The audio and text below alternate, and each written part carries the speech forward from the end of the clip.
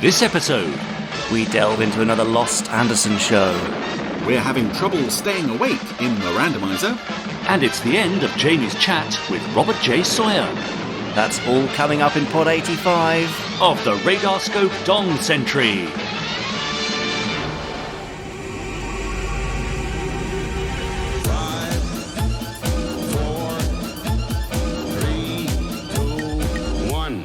Let's get started.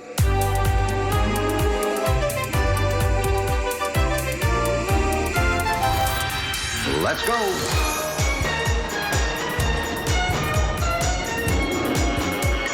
Spectrum is green. The Gerry Anderson Podcast with Jamie Anderson and Richard James.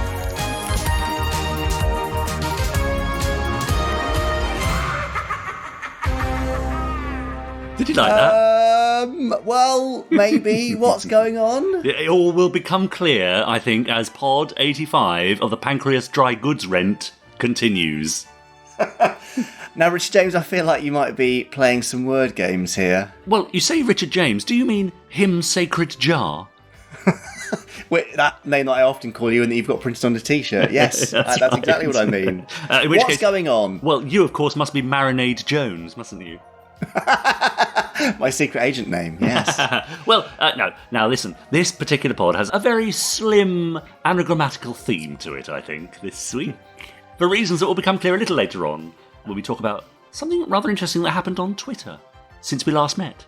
Right, and when did we last meet? Well, actually, we last met yesterday, didn't we, at Paddington Station? But I mean, in terms of the podcast, it's been a week. Yes. And during that week, some lovely and interesting and funny things have been happening on Twitter. Anyway, here we are for the Gerry Anderson podcast. Let's do it properly then. You are... Jamie Anderson, not Marinade Jones, and you are... I'm definitely not him sacred jar. I'm Richard James. Good. So sorry in advance, Podsterons, for any weird anagrams that happen along the way. Yes. You're not going to tell me you've got an anagram of Podsterons now, are you? Do you know, that's... No, I've let the side down, haven't I? I'll work on it while we're Great. Well, I'll tell recording. people what they've got to expect in the next hour and a half or so. So this is the Gerry Anderson podcast.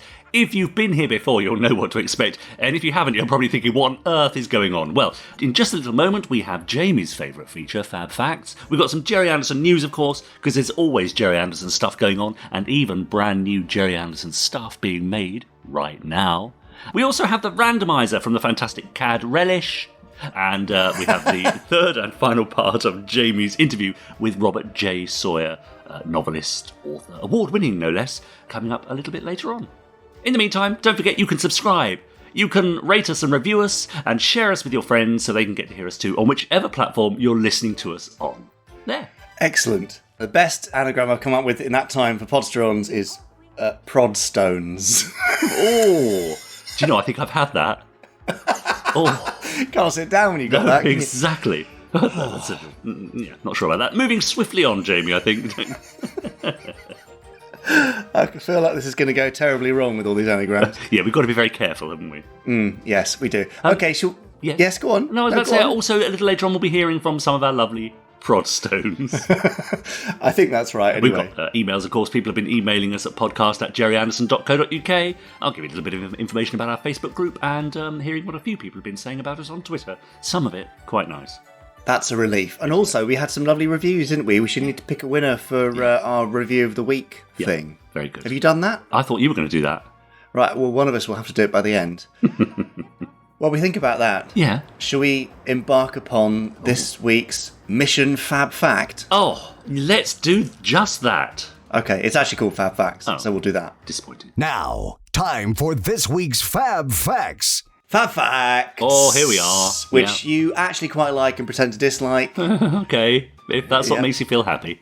Yeah, it does. So, as you know, Richard, because you've done this what feels like thousands of times, it's actually only about 50 times, I've got various resources in front of me that contain various bits of information about the worlds of Gerry Anderson. Yes. Many of which are fab bits of information, better known as Fab Facts. Yes. And I flick through the book, Richard shouts fab, we stop on a random page, and then I read out the thing. Look, I've got to explain it because people might be here for the first time. It becomes more and more convoluted every week. We spend more time on the explanation on the actual item. Well, let's hope we come up with a really juicy Fab Fact this week. Right. So here's the book, Richard. Are you ready? Born ready. Here we go. Fab! Oh. Hey? Oh. Oh, yeah.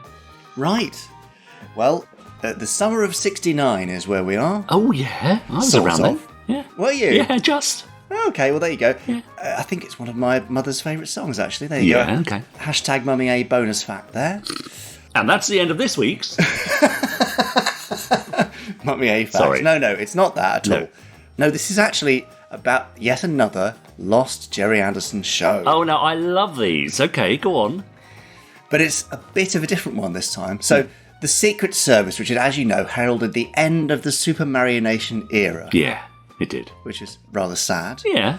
Now, a lot of that team had been working on the puppet shows since Twizzle in 1957. So, many of them have been there for 12 years, kind of perfecting the art of Super Marionation and doing their absolute finest work. But by the time the Secret Service was over, it was time for Century 21 to move on to UFO. But the puppet team were really hopeful there was some way that they could keep going. Yeah, I should imagine so. Obviously, because they loved what they were doing. Yeah. So Des Saunders, director and I think he was production supervisor on various things. He did all sorts of stuff. Lovely chap. Sadly lost him a couple of years ago.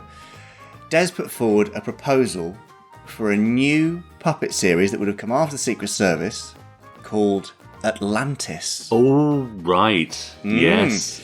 So it would have been something like a mix of Thunderbirds and Stingray. Stingray, of course, yeah. Obviously. Yeah. With a family, with a father, 2 sons and a daughter, living in the remains of the lost city of Atlantis. Oh. They were supposed to have some special powers like telepathy and teleportation and the power to control the sea. Oh, this is fantastic. Yeah, exactly. Yeah. So they would have saved people in distress, which is the Thunderbirds thing. Yeah. Stop bad guys, obviously a bit Thunderbirds and a bit Stingray. Yeah. From various naughty bits and pieces they were up to. Yeah. And Des even commissioned Terry Curtis, who was one of the sculptors, Yes. to make one of the characters. Oh, really? Yeah. So I don't think there was that character wasn't named as far as I know, but he looked a bit like Captain Blue, like an aquatic Captain Blue. Right. Yeah. Nice. And they were going to be in the Captain Scarlet proportions, so they were keeping that human set proportions. But unfortunately, Dad and Sylvia had kind of moved on by that point. They were like, no, it's it's live action time. Yes. So, sorry, nice idea. So Gerry Anderson's Atlantis never made it past that early concept stage, although that puppet does still exist and occasionally appears at conventions. Really? Yeah. I had no idea. Would I have seen that, I wonder? Possibly. I don't think so. I think it's quite a rare appearance. Yeah, I'm sure. But there you go. Gerry Anderson's Atlantis, the aquatic Thunderbird Stingray crossover type thing that never was. I mean, that just ticks all the boxes, doesn't it? What a shame that they literally at that point couldn't sort of split themselves in two somehow and have a separate production unit going on making the Super Marionation stuff still, whilst they kind of went ahead and did the live action UFO and so on. Yeah. What a shame. But you can completely see how that, they were trying to do what they thought was more grown up. Yeah. So, still having a unit doing a kids' puppet show. Yeah. Kind of maybe felt like it was undermining their efforts on the live action front or something. Sure. I mean, you wouldn't think that today, would you? If you had a studio like that, you'd be churning out whatever you could for whatever market and audience, wouldn't you? You do a bit of everything. That's right, yeah. Gosh. Exactly. So any designs surviving, or? I don't believe so. Even a logo that we can put on a T-shirt for the Gerry Anderson store? Gerry Anderson's Atlantis. Well, maybe we should set Chris Thompson on designing one for the Lost what Show. If? Absolutely. Yeah. That's a fine idea.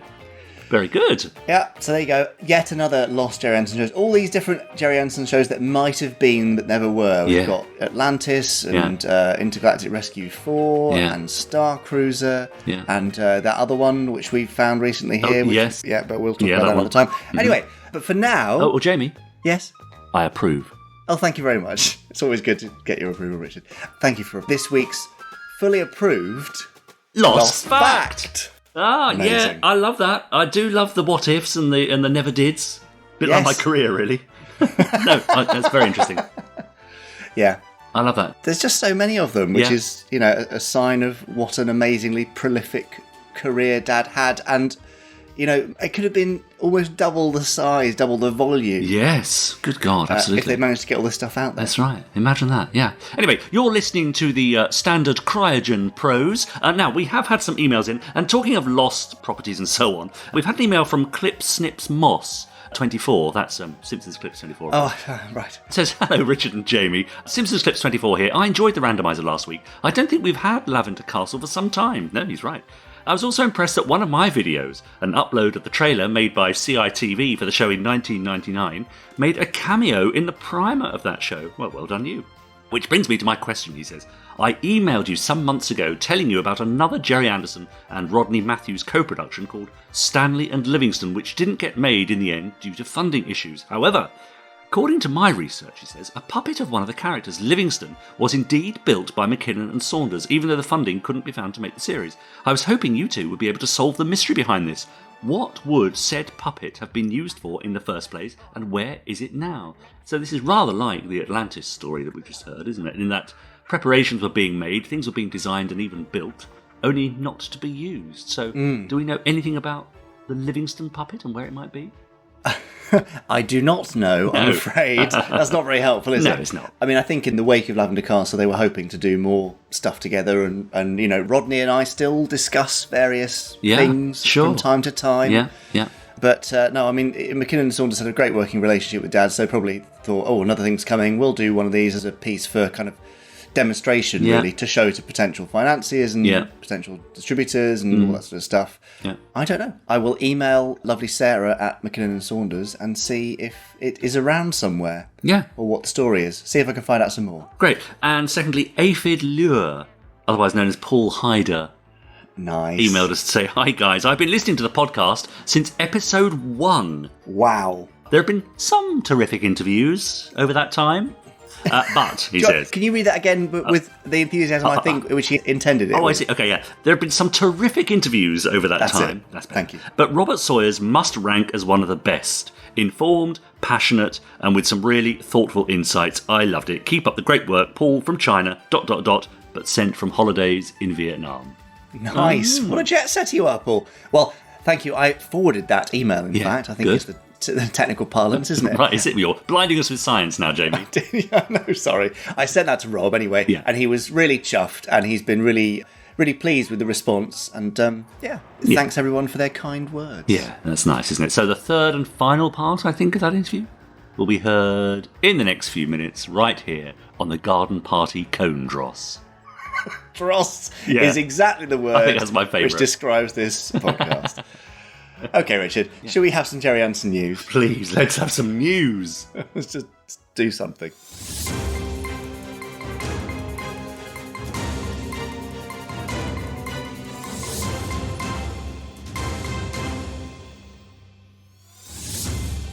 Did you have any anagrams for the Gerry Anderson news, Richard? No, again, Jamie, there are only so many hours in the day.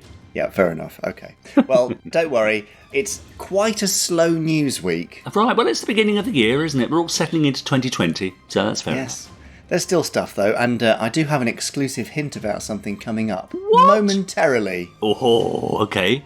Yeah. But first, we're having a bit of a clear out at the store. Oh, yeah. The Gerry Anderson store. Something you ate? I see, sorry. Oh, dear. No, we are just thinning out some lines, bringing some particular designs to the end of their lives. Yes. The end of their life cycle at the store. So there are 9 T-shirt designs at the Gerry Anderson store which are coming to the end. And those lines end tonight on the day of release. What is that, the 27th? Yes, it will be, yes. I think, yes. Yes, so it is. if you're listening to this on the 27th of January 2020, you have but a few hours left to pick up one of these designs. And they include a lovely Japanese-style Commander Koenig T-shirt featuring Martin Landau. Yes, I remember that. An 88th Precinct sort of casual, what's the word, clothes thing. What, T-shirt? I don't know. What is it? Romper suit? Dungarees? I don't know. It's a casual T-shirt. Oh. No, I was trying to think of a kind of informal word for clothes that have been issued to you by an organisation, but I can't think of it. It's a T-shirt, isn't it? It is basically a T-shirt, yes. TV21 logo T-shirt and some others. If you look to the front page of the shop, or probably in your inbox, you might see a link to that. But it's our final countdown collection, and once they're gone, that's it. They're probably not coming back. Yeah, so okay, fair enough. Grab them while you still can. That's right, lovely. Perfect. Speaking of a slow news week, our A21 news article from last week gave me a bit of a chuckle. Oh, yeah? which is all about an engine refit for Cloudbase. Right, okay, yes. I think there were slow Newsweek type articles in TV21 originally, but there's nothing more exciting going on than that. Yeah, it gave me a bit of a chuckle. Yeah. Now, are we talking a bit more about anagrams now in the news? Do you want to talk about it properly? That. Yeah, let's do that. So why are we doing all this anagram nonsense? Well, a couple of weeks ago, Arch Slide, otherwise known as Chris Dale, yes, right. over on Twitter, at Chris Dalek, with a K at the end, Chris Dale with a K at the end, at Chris Dalek, posted some rather amusing anagrams of Captain Scarlet titles from the original series. So, for example, he had, for the Mistrons, Shy Tom Enters, Big Ben Strikes Again, a very popular episode, became A Kebab Tries Singing, Seek and Destroy, Dearest Donkeys. Nice. But my favourite, Jamie, the launching became Unclean Thigh. Oh.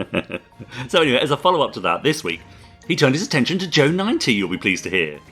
So, for some episode titles there, we had, for Attack of the Tiger, Tot Tea Cake Fright, which sounds a much more interesting episode, to be honest. Trial at Sea became Real Tiaras, which doesn't sound quite so, doom-laden. And, No. Relative Danger became A Travelling Deer. Nice. Yeah, but again, on an animal theme, my favourite for the Joe 90 episodes was International Concerto became Lion Ate Torn Concertina. Which could happen. Chris. So there you Do you know what? These all sound like Torchy the Battery Boy episode titles. But they're great fun. If you're on Twitter, or even if you're not, you can still have a look. Just go to @ChrisDalek, have a look through his Twitter stream, I think is the phrase I'm after.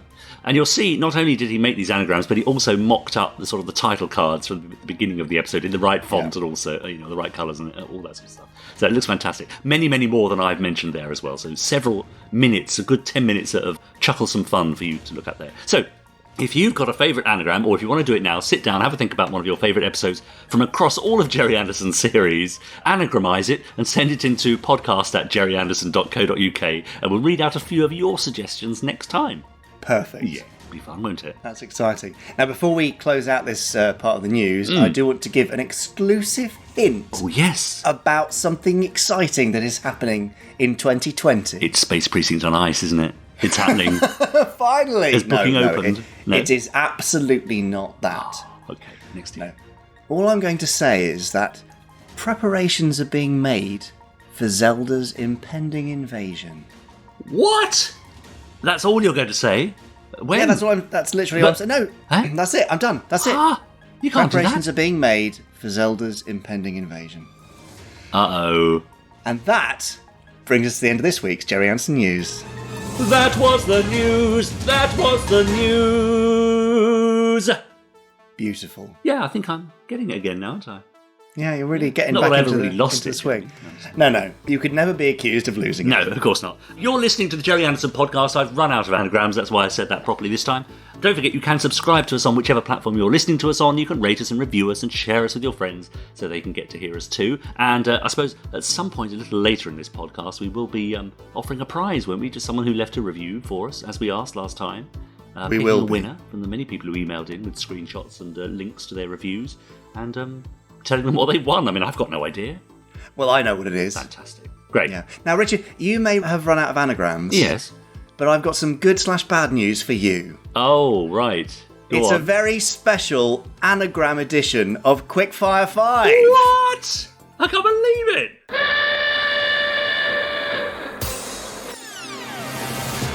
So are you ready, Richard, to solve these anagrams Well, I suppose at so. speed? Oh, God. Go on.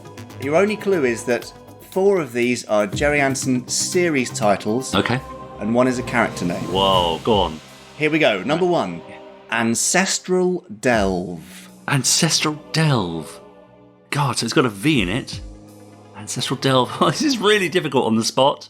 I know people are probably shouting at their phones at this point. Ancestral Delve. It's a TV series, Lavender Castle. Yes, nice work.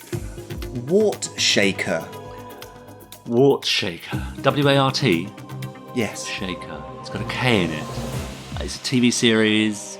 It's got to be Wart Shaker. Oh no, this is terrible, isn't it? Is it, You're going to have to tell me, Jamie. It's Terrorhawks. Of course it is. Why didn't I get that? Number 3, Skeptic Prance. Skeptic Prance. Okay, it's not Captain Scarlet because there's no L in there. Skeptic. This is so tricky. Skeptic Prance. Oh, go on. I'll give you a clue. Yes. Something Richard James would perform. Something I would perform. I mean, that just... No, I'm sorry, you're out of time. Oh. It's Space Precinct. Oh, come on, really? Yep. Number 4, and this is the character. Right. Horrible Bun. Horrible Bun. Is that Hubble Orin? You're correct. It is Hubble Orin. And your final Quickfire 5 anagram. Yeah. Hangover Titties. I beg your pardon. Is that double TIES? Yes. Hangover Titties. Is it No, go on. It's The Investigator. Oh, God. That is so difficult. I tell you, it's difficult when you can't see the letters in front of you. Absolutely, You have yes. to sort of try and rearrange them in your imagination. I would have made it easier for you by making signs, but there we go. Yeah, not bad, though. No, that's very good. I like that. That was very good. I mean, it does tie in quite nicely to this email we had sent in from Ash on podcast@gerryanderson.co.uk. Hi guys, it's me again with another enthralling answer to Richard's question as to what Barry Gray theme I hum. He said, I hum the theme from the, sorry about this Jamie, Joe 90 episode Hijacked. It's an amazing theme that sounds like it's straight out of a spy thriller. You can find it on YouTube if you want to listen to it, and please find attached a photo I found in a book from the 90s about Star Trek, which is related to Richard James. Ah yes, who was a production designer on Star Trek. TTFN, and that's from Ash. He says, P.S. What's happened to Quickfire 5? Oh, that's weird, isn't it? Well, Ash, there it is. For 1 week only, it's back. Ah, very good. I'm quite out of puff now. You've got to be thinking of all those anagrams. Very difficult. Yes, sorry about that. Yeah. Don't worry. Now we can get a rest because it's over to part 3 of our interview with Robert J Sawyer, rounding things out, learning when he sort of left the world of Gerry Anderson and how they've influenced his books, even until right now with his new novel. Great. So, part 3 with Rob J Sawyer. Here it is. Did it scare you at all as a kid, or were you too old and too grown up by then? Oh my God, you watch that opening credits where they shoot a whole bunch of bullets right into Captain Scarlet on the opening, like direct hits. Boom, boom, boom, boom, boom. And you see them, going through him because they're on the wall behind him. They're the little explosions. Holy cow, that is dark. So sure, it was scary. Though the scariest thing for me was, I think it was H2O equals death, might have been the title of it. It was, they had a thing that was like the Aquamphibians that eventually appeared on Stingray, but on Fireball XL5, this bipedal reptile thing was walking around carrying a gun, and the music was kind of this really very scary thing that I guess Barry Gray had written for it. And it just terrified me when I was 3. We watched those shows endlessly as they were repeated on, I think it was the CBC here. And I would just have to go out of the room when that Aquamphibian creature came on. That was what scared me the most. But at 10, it's kind of, you're seeing something that your parents might not approve of when you start seeing characters die. And blood on Scarlet, right? Like, you never saw any blood, no matter how bad the accidents were. Although I vividly remember poor Brains being buried up to his neck in the desert and his lips all being chapped from it's a really horrible image. Yeah, it is. But there's still no blood. But then suddenly there's blood and violence in Scarlet. And I'm kind of thinking, I hope Mom and Dad think I'm still down there watching, Stingray and Titan and the Aquamphibians and that fish that's eventually going to turn its back on me and all that kind of stuff. Amazing, all these elements that sing out to you. I mean, by the time you got to Scarlet, I'm guessing you had an awareness that these were all coming from the same place, and these were Gerry Anderson shows. Well, he was brilliant, of course, because he had that logo thing up front, starting with, with Scarlet. I think is the first one where we got, I don't know what it is, but a golden kind of ship thing that pierces. Century 21 Arrow, I guess it's 21, called. Right? Yes. And prior to that, of course, there was always the filmed in Supermarionation, which was very exciting. So absolutely, I recognized that it was the same guy behind him. Now, your dad's first name, I imagine, was really Gerald with a G. He hated that. This was a name we rarely saw in Canada. So I grew up all through my first decade thinking that his name was pronounced Gerry Anderson, G-E-R. I'd never seen Gerry like that. And so it was only in my teenage years where I discovered that that was actually a British kind of version of Gerald. I had some friends over in Canada who were named Gerald, but with a J. So Gerry and of course Sylvia Anderson, and just wonderful stuff. Wonderful stuff. Yeah, names that really meant something. So we kind of reached this pinnacle of adult stuff and getting dark with Scarlet. Joe 90 tends to bring a splitting of opinion. How did you feel about a child hero character in the face of what had come before? You know, this is another one where he does a right turn, right? He goes from the darkest to almost the lightest, because there's this loving relationship, it kind of in a weird way, between the father and the son. Oh, I love my son. Let's send him into the middle of a terrorist kidnapping or something, right? I know, it was crazy. That's where, and I hate to even say it, but I started to outgrow Supermarionation. When I went to Secret Service next after that, I watched them all, but they're the only ones that I've never gone back and watched again. I've re-seen all the episodes of the other ones. I very much enjoyed the opening credits for Joe 90 with the tape spooling around and the big rat machine, and there was a really, really nice theme for that. Oh, yeah. And to this day, my wife loves the Secret Service theme, just as she used to sing in a choir. She's not religious, but she used to sing in a church choir, and it's just that ringing of the bells is gorgeous. But it was a return to a gentler Anderson.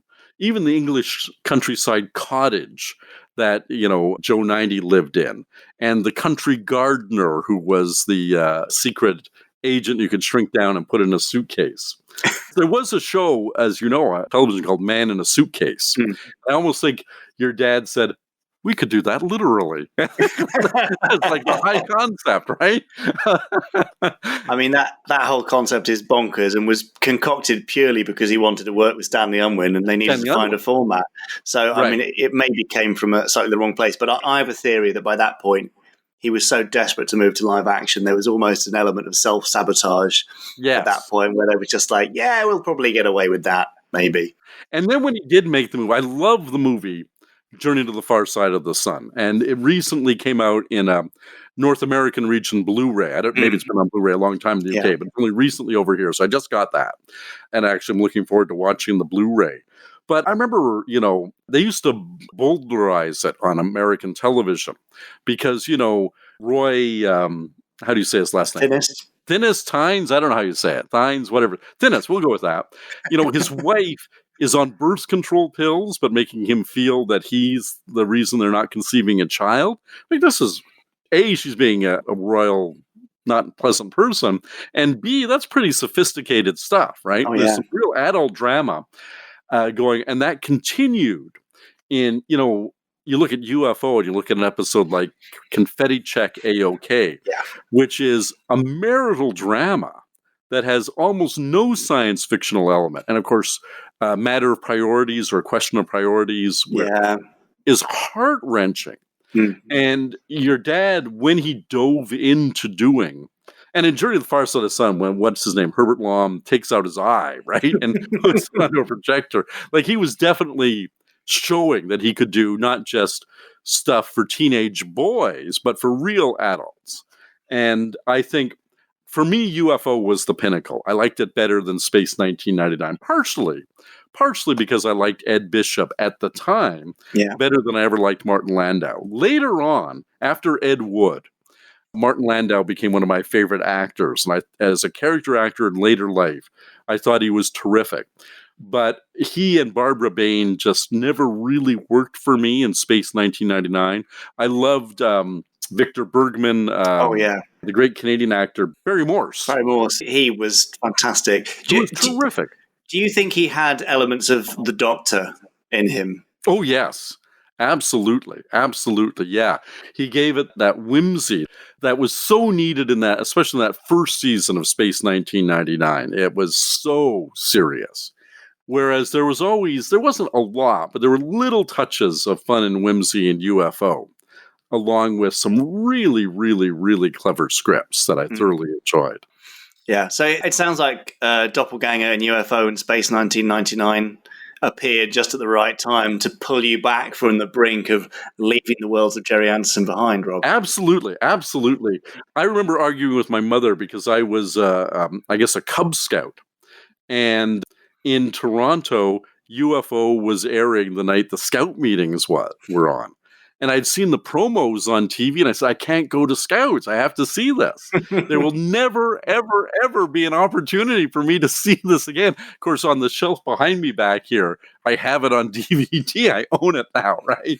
But at the time, I thought, if I don't see it now, and it looked so much. I loved Star Trek because, UFO came on the air. Star Trek went off the air in the spring of 69. UFO was the fall of 69, right? They were like butting against each other by a matter of months. But again, going back to those physical, practical, in-camera special effects, they could do such sophisticated stuff on UFO, unlike, the stately shots of the Enterprise slowly orbiting a planet, which was the best they could manage on Star Trek. It was so vibrant and exciting, and of course, so stylish. The moon base women with their purple hair and the 1980s fashions that were being predicted and all of that. It was just astonishing visual treat, as well as just being a great show. Yeah. But Space 1999 didn't grab you so much compared to UFO. By that time that we got it over here and Star Trek was heavily in reruns, again, I was very much an optimist. And I was very much in that Star Trek mindset, and I still am, that, the universe is a wonderful, positive place to go out and explore and forge new friendships. Not a place where whenever you show up saying we're refugees, we're on uncontrolled journey, and we've lost our home planet. Oh, well, then we must pit you against each other in a battle of wills. Or, oh, we will experiment on you. Or you must be made extinct because no good reason at all. It's just we kill things as they fly by, right? It was a darker vision that I liked. I admired, and you have to admire, just the effects work, Brian Johnson, all of the beautiful designs in the show, the Rudy Gurnick fashions. Yeah, even the flares. That's true. They are 70s versions of 1999. But to me, actually, UFO, ironically, a version of 1980 holds up better in 2020, 40 years on, than 1999 holds up 31 years on. Partially because, 1999 just depicted, this giant moon base, which we were a million miles from a city on the moon still. But the 4 spheres that made the moon base in UFO, we could build that today if somebody was willing to spend the money.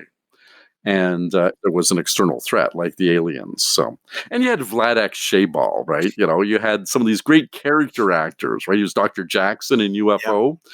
Just some terrific character bits. And Ed Bishop, that voice. Amazing voice. Just incredible. He was, of course, was Captain Blue, as I'm sure everybody listening knows, and in a million other shows as a guy from Boston who went to England and made his fortune, such as it might have been, being the real American accent on British shows. Yeah.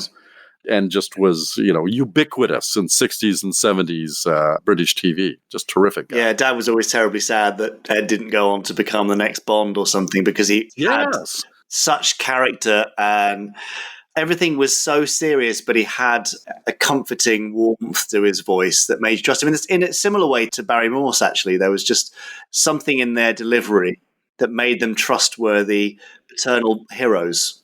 Absolutely. Yeah. So that's my life with Gerry Anderson. It continues on. I continue to buy good collectibles as they come along, put on the shows periodically to enjoy, and very often will listen to my collection of Barry Gray music. Nice. Which is so evocative. You hear just as soon as it begins, which show it is, and your mind is filled with these spectacular images. I just love it. Yeah.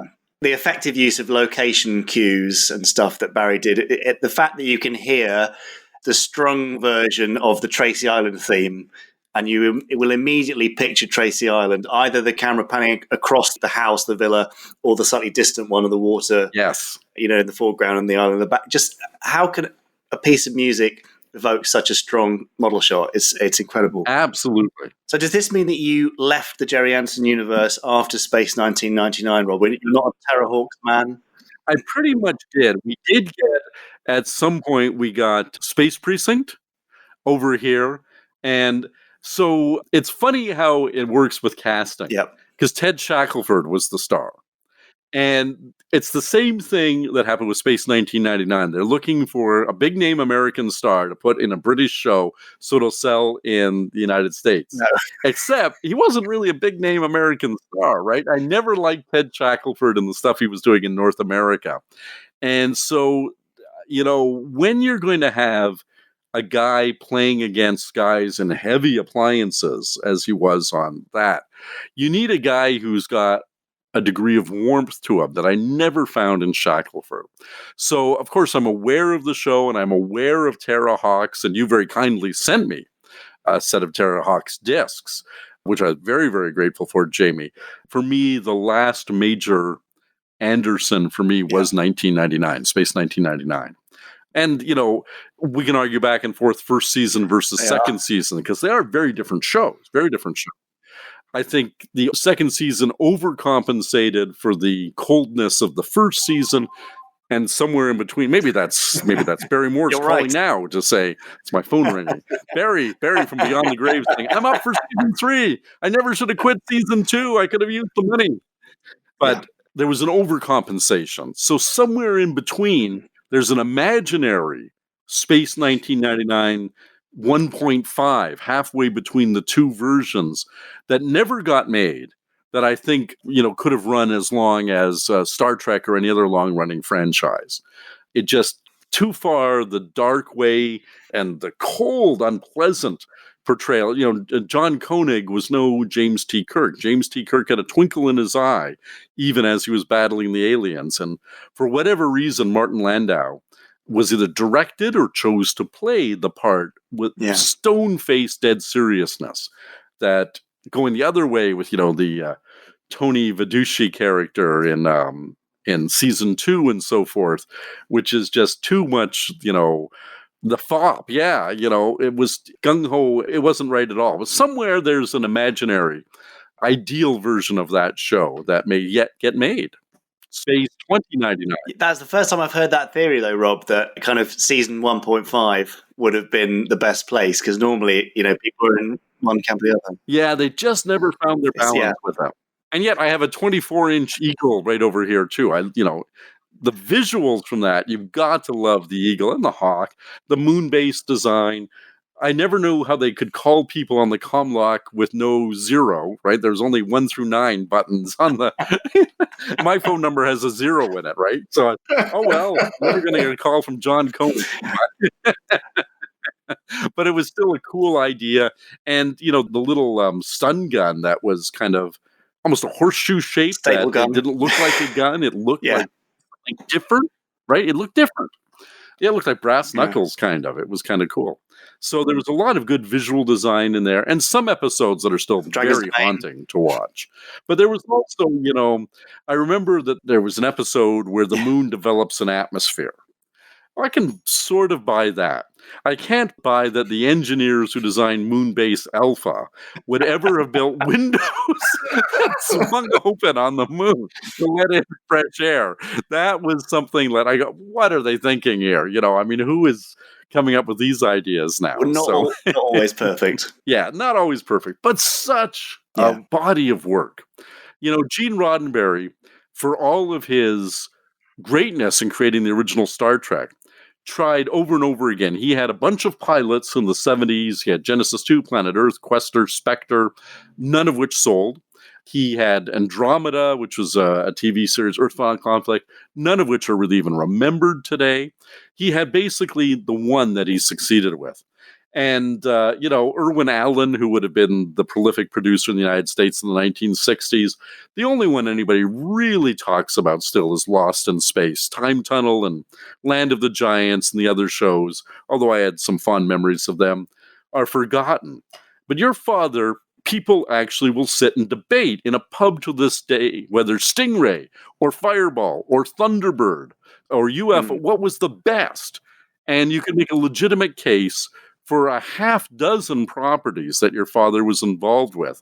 all being really significant things. And that sets aside, just the straightforward live action that he did, like, Producers or whatever it was called. What was it called? Protectors. Protectors. Yeah, we can definitely put that to one side. We can put that to one side for sure. Mel Brooks today, the Producers. Protectors. That's right. With Nyreen Dawn Porter, who was always spectacular and everything, right? And Robert Vaughn. You can argue that your dad would have been as fondly remembered as Gene Roddenberry if he'd just done Thunderbirds or just done UFO. But he didn't just do Thunderbirds or just UFO. He did this series one after another, the sequence one after another of different, increasingly sophisticated science fiction properties. And nobody has had a career like that. Even you look at Star Wars now, what do they keep doing? Basically remaking or calling back to 1977's first Star Wars movie. There's been very little growth in terms of storytelling or visual look in Star Wars in 4 decades now. And your father was reinventing himself every 12 months in the 1960s when he was bringing out each subsequent new series. An incredible legacy. I absolutely love that summary, Rob. Normally, at the end of a chat, I ask somebody to kind of summarize what makes Anderson Anderson. But you've kind of put in the perfect soundbite there. I'm going to clip that out and use that later on. Rob, what have you been working on recently? What are you working on now? Are there any little Anderson elements that people might be able to spot? Any influences? Well, my next novel comes out June 2nd, 2020, this year, and it's called The Oppenheimer Alternative. It's a science fiction alternate history about the Manhattan Project. And I'm trying to think if there are any good Anderson resonances in that. And I suppose, actually there is in a sense, because Supercar was set at the secret base with scientists working out, I think it was Arizona, Flat Rock, Arizona, if I remember correctly, is where Professor, what was it? Black Rock, I think, was it? Black Rock, Arizona, where Professor Popkiss and Dr. Beaker had the secret laboratory inventing technology that had never been seen before. And in its own way, this historical story of Robert Oppenheimer and his team out in Los Alamos, New Mexico, secret laboratory developing technology that had never been seen before. There is kind of that Western resonance, a science fiction Western, which is in a way a little bit what Supercar was. It even had the desperados of Master Spy and Zarin, out there trying to foil every plot. So there certainly is that. And that's my 24th novel. Listeners who want to look up stuff. I won the Hugo for a novel called Hominids. It's still in print.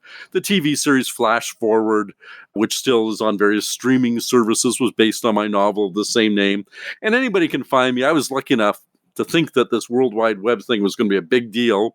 So I scored early on the domain name SF Writer, SF like in science fiction, sfwriter.com.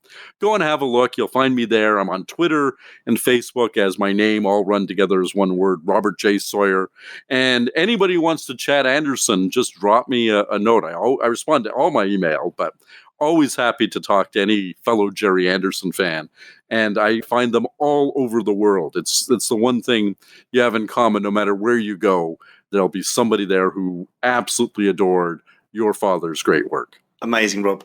This has been brilliant. I've really thoroughly enjoyed our chat and to see the passion pouring out of you and for you to tell me about all these different models that are sat around you. It's brilliant to know.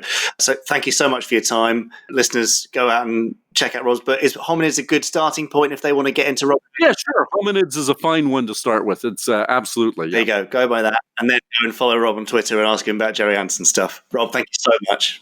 Excellent. Well, there we are. No wonder people enjoyed it so much, because he's just such a clever, interesting chap to listen to. Yeah. We had a great chat. I'm sure we could have gone on for several more hours. Well, sounds like it, yes. Absolutely. But we didn't. Yeah. He's a true fan. Like I said in the early interview, in the first part of the interview, his place is filled with Gerry Anderson models and toys and stuff. And he, as you can tell, he really loves it. Yeah, no, that's great, isn't it? He's one of those guests that you feel like, give it a year or so, we could have him back to do another 3 episodes.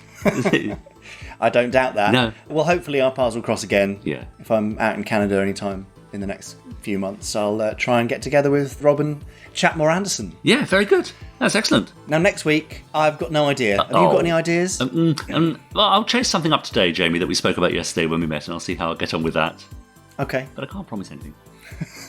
It's probably best you don't going on your previous performance. Yeah, maybe. Anyway, so Luke Durnell got in touch on Twitter, hashtagging us Gerry Anderson Podcast. If you're on Twitter, you can tag him, I'm Jamie Anderson, and me, Richard N. James, and we'll see your tweets there. Luke said my fave Gerry Anderson Podcast guests so far, and he's included a list of Christine Glanville, Mary Turner, Mark Silk, Mike Trim, Benji Clifford, Jacob Dudman, John Coleshaw, Mary Anderson, Denise Breyer, Shane Rimmer, Marcus Hearn, Liz Morgan, Phil Ford, Crispin Morell, Wayne Forrester, Lizo Mazimba, and Sophie Aldred. I mean, that's a long list there, but that doesn't even scratch the surface, does it? Over 85 pods. He hasn't mentioned John Coleshaw. Yeah, Nicholas Briggs. No, he mentioned John Coleshaw. Oh, he did it. Sorry, that's because I wasn't listening at the start there. Chris Packham, Gary Newman.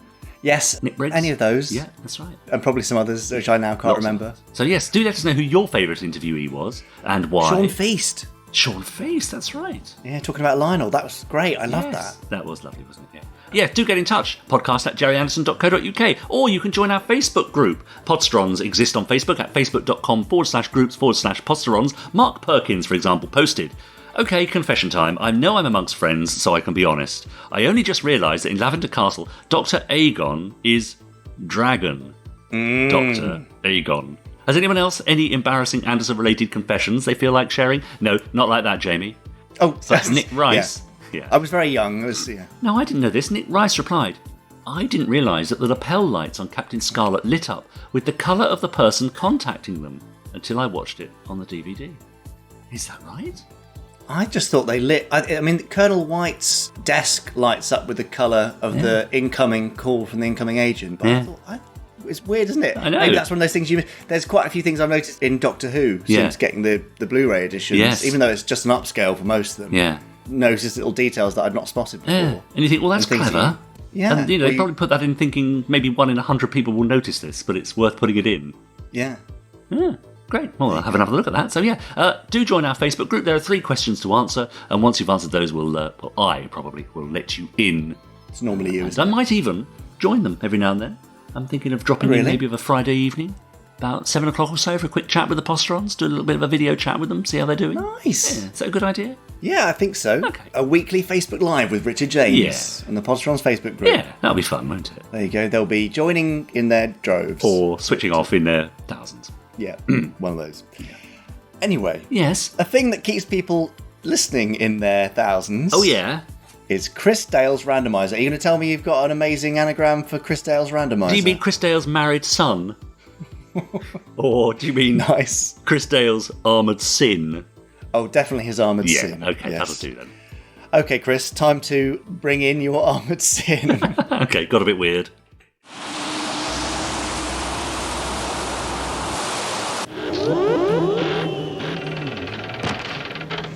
Aha! Right, let's see what we've got. Oh, well. Hello, Marina. Did anything come of that distress call you picked up, by the way? I do like what you've done with your eye makeup today. It's sort of silver around the eyes with a it's different. I'm not quite sure about the sort of feather effect on the eyebrows, but contact has been made. This vessel will be ideal for our conquest of... Oh no, Marina, you've got it wrong. It is Invisible Enemy today, but it's not that Invisible Enemy. Here's Stingray.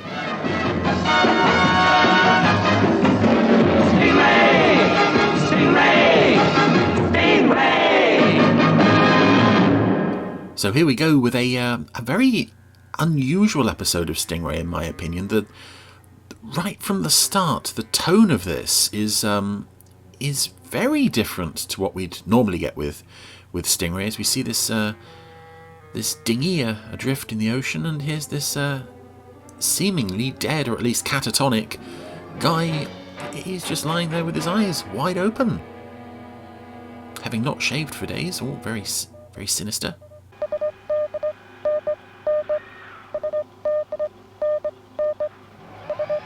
What is it, Father? An automatic radio SOS signal, Atlanta. It's going beep-a-beep, beep, beep, beep-a-beep, beep, beep.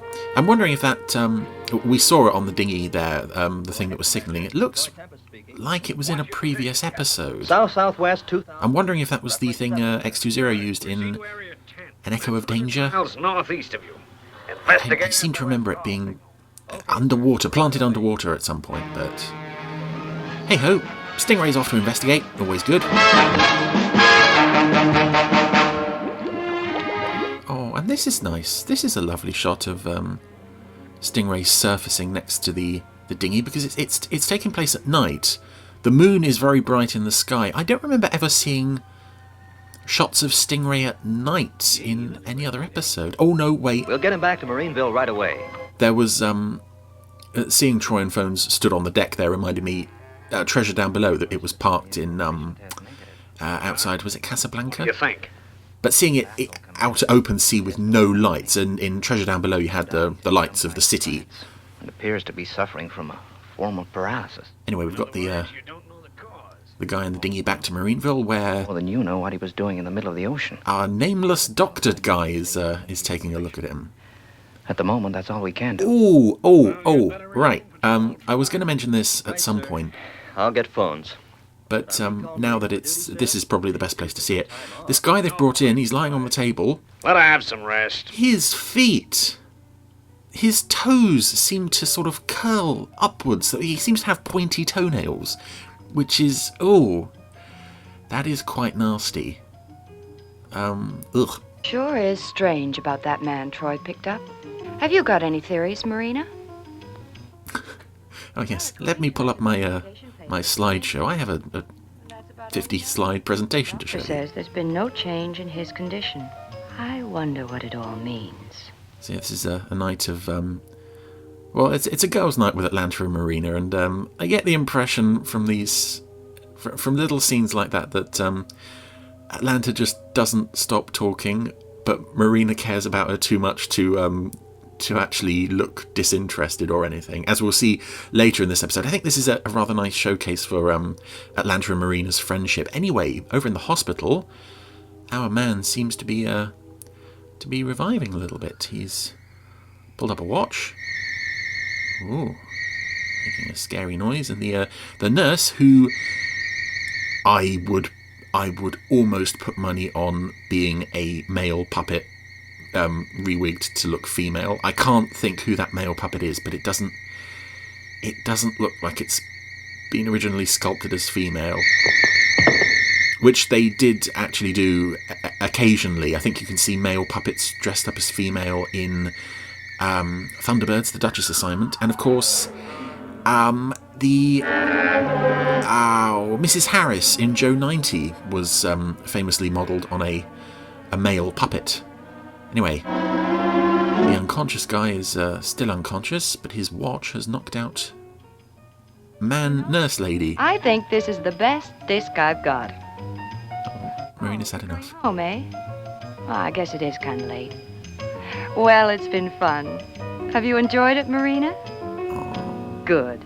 Marina's not wearing her smiley face, so maybe she's The conversation's a bit one-sided, but if you don't mind, I certainly don't. Good night, Marina.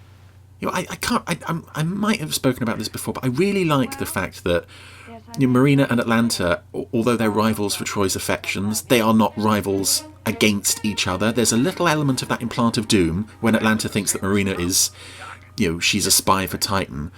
But after that, it's they seem to be best buds, and it's really sweet, and it's not highlighted too often. Person suffering from it must now be presumed that it's highly contagious. Right.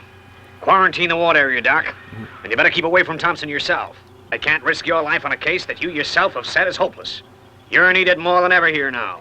All right, sir. We need you, Doctor, who's only been in one episode previous to this. Yeah, this Doctor appeared in The Master Plan, this episode, and I think he turns up in Set Sail for Adventure but doesn't say anything, and he is a very odd character. I get the feeling that he is modelled on a TV doctor or like a soap opera doctor. I don't know if it's anyone specific. Gonna grab some coffee in the diner before. But it does feel like a slight send-up of soap opera doctors. He's very quiet and everything is very serious. Much like here where oh no, Lieutenant Fisher is the latest victim of the Sonic Watch knockout effect. He's crashed his car into a lamppost. Because if anything bad was going to happen in Marineville, it would of course happen to Lieutenant Fisher before any other character that we know. I mean, everyone else gets knocked out, but he gets knocked out and he gets in a car crash as well. Probably writing off his car. John Fisher was not injured in the crash, Commander. I saw blood. Condition as the nurse. It's spreading, Doc. That man Thompson has brought some kind of disease into Marineville and it's getting a foothold. Now it's affecting characters with names, Doc. Names! We've got to find an answer. I mean, this Doctor character doesn't even have a name as far as I know. They just call him Doc. So he's Dr. Doc. Oh, yeah. Now that Fisher's down. Well, who's next on our list of targets? Well, Stingrays at sea, I think. What's that? So it's Atlanta. Atlanta is next lowest on the totem pole after Fisher. And this shot of the Thompson puppet in the doorway. Firstly, it's a rare shot of a live action hand coming into frame to knock out Atlanta. But just the image of the Thompson puppet stood in the doorway is kind of sinister because he's been sculpted with quite wide eyes. Sorry, sir. I've done all I can. And the lighting is, obviously it's at night.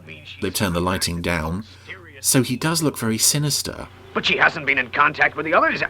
What now? The power plant. And now the lights have gone out in the control room. Again, we are sort of building this episode of Stingray almost as like a horror episode. And it really shocked me when I got the Stingray DVDs in, when were they released? 2000, 2001? I had no memory of this episode at all. Well, thank heavens there. And it would have been broadcast on the BBC when I was watching it, so I don't know how I missed it. I would have remembered this, because this episode was Headquarters from Marineville Tower. something of a shock to find that the usual, jolly, happy-go-lucky Stingray had produced something rather dark and sombre Epidemic on our hands.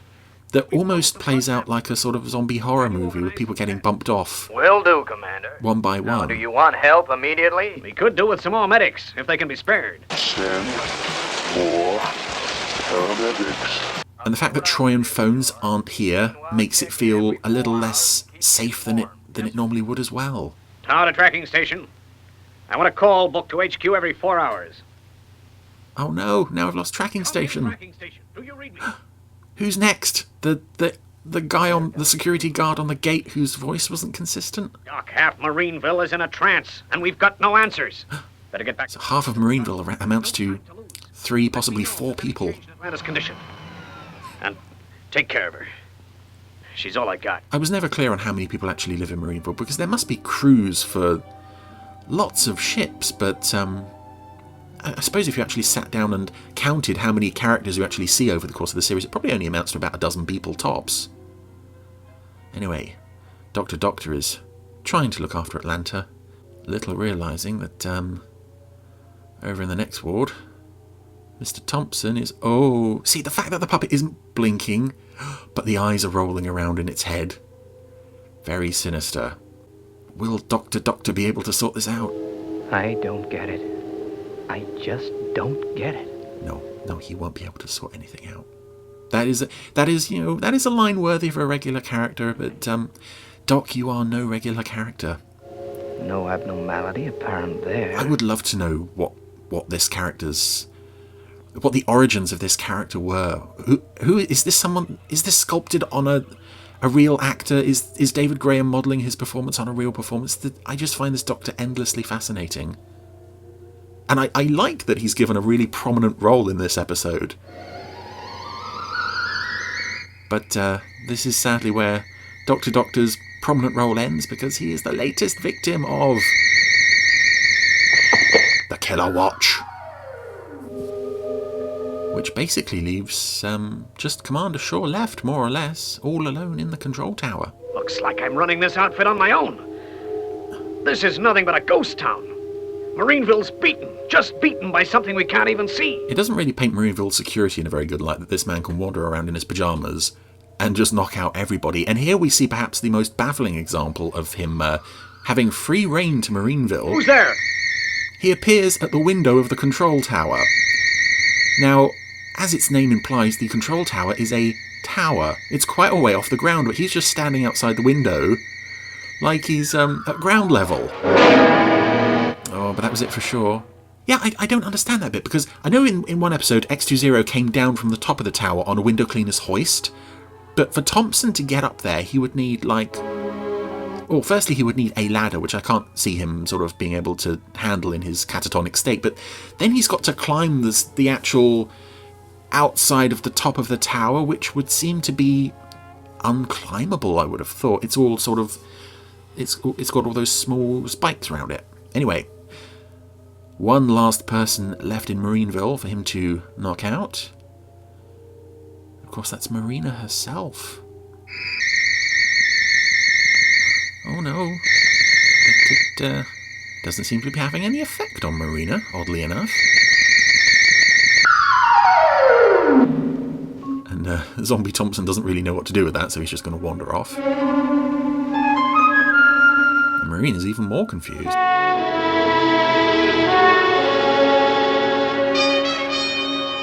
Phones, get that radio fixed. The noise is driving me crazy. It's not the set, Troy.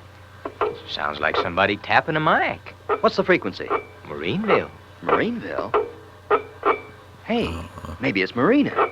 Troy Tempest calling. I like that they set up this system with Marina. If it is, tap once. Good girl. 1 tap yes and 2 taps for no. I can't remember if this is the episode where they actually established that system. I suppose it must be. Good. Then can he come to the radio? Well, is Atlanta there, or Lieutenant Fisher?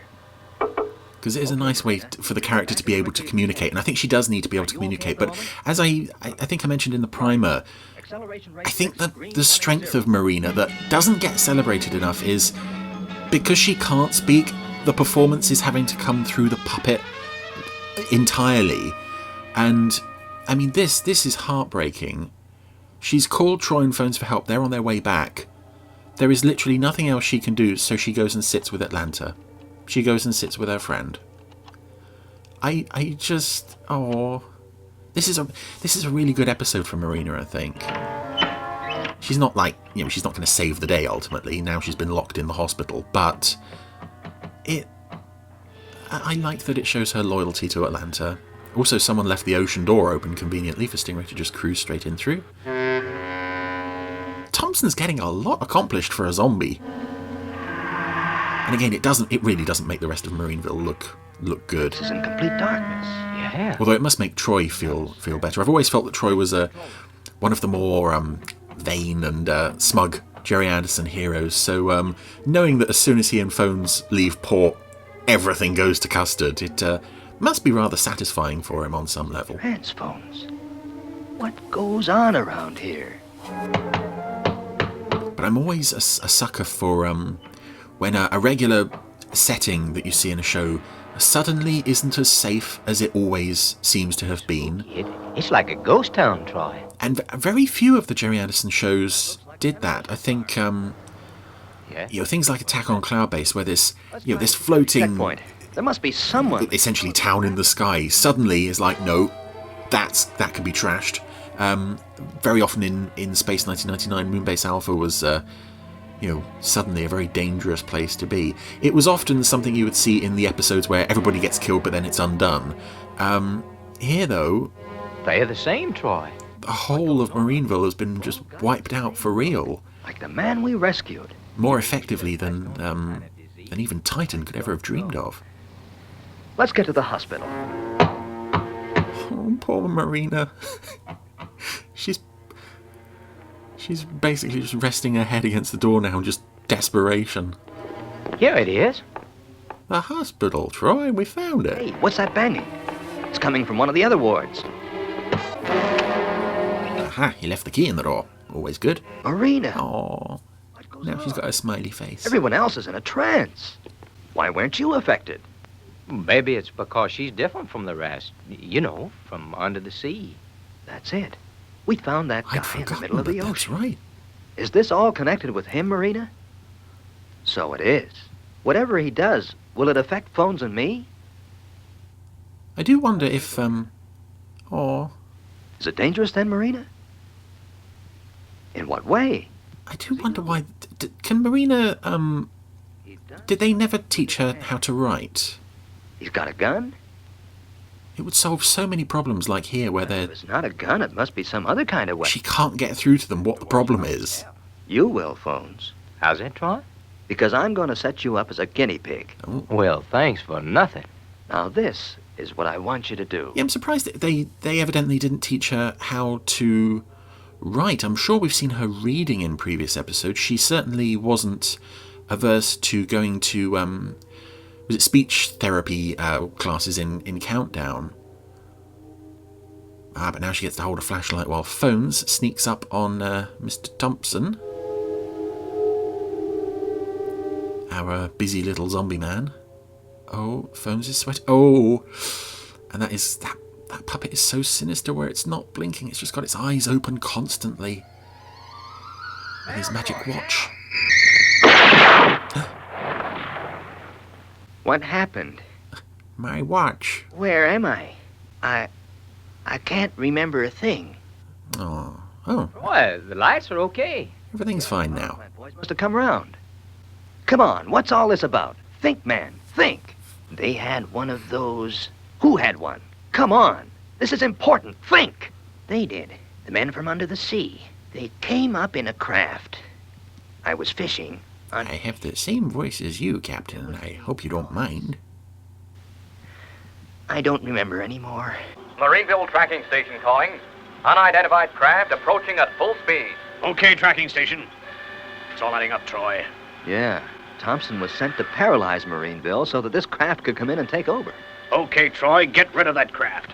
And ultimately, I think we are actually not going to find out who is responsible for this plan in the first place, which I kind of like. And it happened in a couple of Stingray episodes. I think Pink Ice is another one where, they destroy the enemy ship, but they never found out who was actually behind the plan. And there's our little black and yellow striped sub, which is actually looking slightly familiar. I'm going to have to check if we haven't seen that sub before somewhere else. Green 450. Fire Sting missile, and don't miss this time. Oh, excuse me, Mr. Troy. Oh, that's it, got it. And suddenly, as soon as the ship is destroyed... I guess that's ruined their little plan. Yep. Another emergency over. The bleak, dark tone of the episode is just dissolved in an instant. And they kept it up so long in this one. That sense of isolation and nothing is safe. And suddenly it's just, all better. Caused all this trouble. Everything's fine. Luckily, there's no harm done. I guess we have Marina to thank for saving us all. Yeah. Troy and Phones did a good job, too. I think the least the service can do is to grant you 48 hours special leave. Sir, can I get my car repaired? No, Fisher, shut up. Have a ball. And by the way, the treat's on me. The treat's on you? Hey, fellas, Father hasn't come out of his trance yet. Should we be investigating who did this and why and if they might do it again? No, it's never going to come up again. Anyway, that was Stingray Invisible Enemy, and I really like that one. I do like that the tone of it is so different to anything that we've seen before in this show, or, really we wouldn't see that level of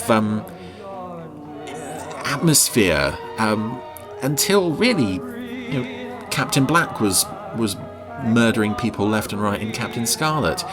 So it's a rare that this show sort of attempted to do something, if not adult, then something a bit more on the scary side. And the way that they keep up the tension and the suspense is quite impressive. Especially, I also really like that they send Troy and Phones out on patrol for much of it. So our normal heroes aren't there to save the day. We get to see Doctor instead try and fail. He just doesn't get it. But Invisible Enemy, yes, one of the, I would say that's probably one of the best and perhaps one of the more underrated classic episodes of Stingray.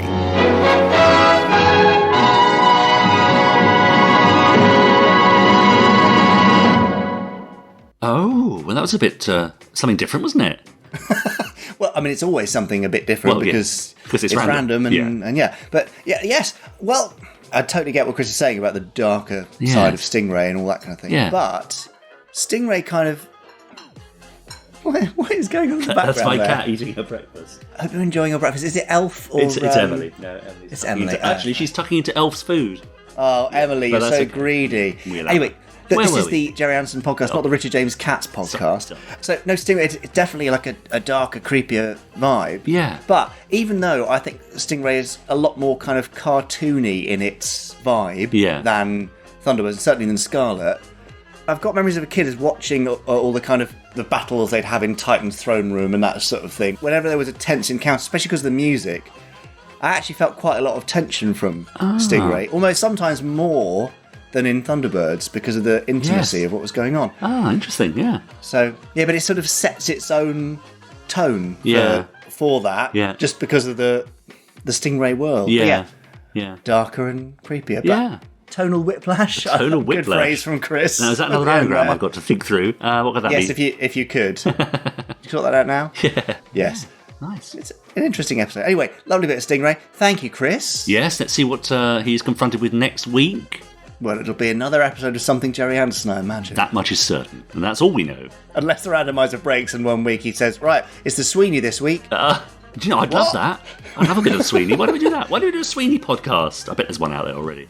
There almost certainly is. But if not, then, because we've got plenty of time, we'll do that. Yeah, that's right. Now, that is pretty much the end, isn't it? We do need to pick a winner, though. Yes, we do. Shall I quickly delve into the E-hat? Yeah, do. Okay, you do that while I explain what's going on. So one way to bring the Gerry Anderson podcast to other listeners' attention is to leave a review on whichever platform you're listening to us on.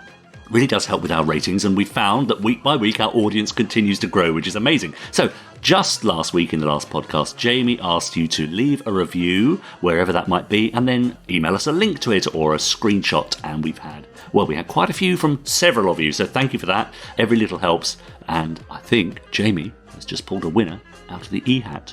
Yes, here is an accompanying sound effect for pulling it out. Every expense spared. Yeah, thank you. Our winner this week is Matt Johnson. Oh, yes. What did Matt have to say? Matt said, it's fabulous. Well, it is. 5 stars. This is a thoroughly entertaining and informative podcast which doesn't just go back to the halcyon days of Thunderbirds and Captain Scarlet in Space 1999, but is bang up to date with new and exciting projects. It's extremely well presented by a likeable duo. Those air quotes I'm putting in, they're not there. That's very nice. A likeable duo, and the randomizer is a stroke of genius. Well worth subscribing. Caution, highly addictive. Oh, great. Yes, I like that. We love that. Thank you very much. Put that on a t-shirt for Fab Worlds, I think. Caution, highly addictive. Yeah.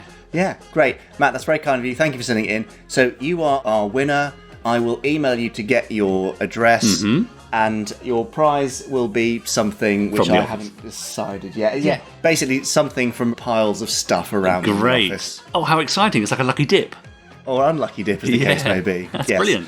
Yeah. So thank you. So if you would like to be a prize winner in our random review prize draw, then all you have to do is write a review, do a screenshot of it or send us a link to it, and send it in to podcast@gerryanderson.co.uk, and we'll pick a random winner and read it out and send you something. That's fantastic. So thank you. Well, that's brilliant.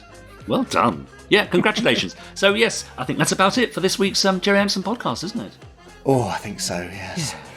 I need to go and make another pot of coffee, I think. Yes, good idea. Yeah. So, White and 1 sugar, thanks.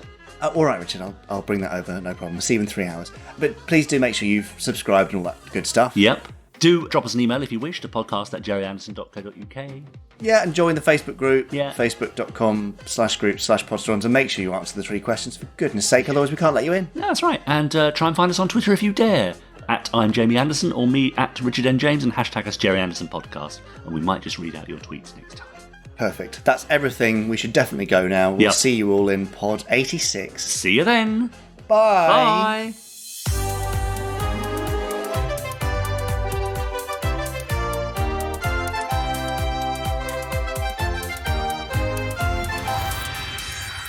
Stage 1 complete. Let's go.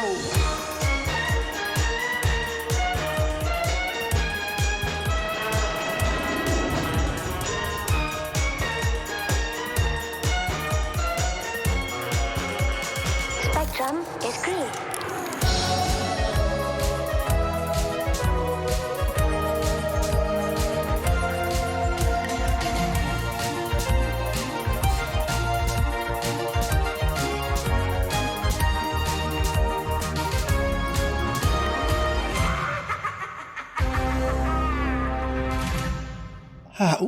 Oh, everything all right? A little bit of wind there, sorry. Oh, windy pops. Bring it up. So what are you doing for the rest of the day? You're getting on a train, aren't you? I've got to run for a train for a couple of meetings in London. Yes, it's all very exciting. However, one person I won't be meeting, I'm assuming today at Paddington Station, is you, because we've been bumping into each other quite a bit, haven't we? Yeah, it's getting a bit weird, isn't it? Well, I mean, the thing is, Jamie, you know when we do the Gerry Anderson news on the podcast? Yeah. Well, I've noticed something. What? Well, you don't mention a lot of the things that we talk about when we meet up for a cup of coffee at Paddington Station. Yeah, I know that. Well, why's that? Well, because they're secret. Ah. That's why. And also, what are you talking about meeting up for a cup of coffee? Okay, well, yeah. Anyway, nice to see you again. It may have been a gin or tonic, but yeah. 2 gins and tonics. Well, I'd had a hard day. Needed to unwind. A whole meeting you had to go to, pour you. Very stressful. Okay, fine. Right, well, you better go and pour yourself a gin. I mean, a coffee. Thank you very much. And good luck with your day. Thank you. See you next week. Bye. Bye. You have been listening to the Gerry Anderson Podcast. Wasn't it fun?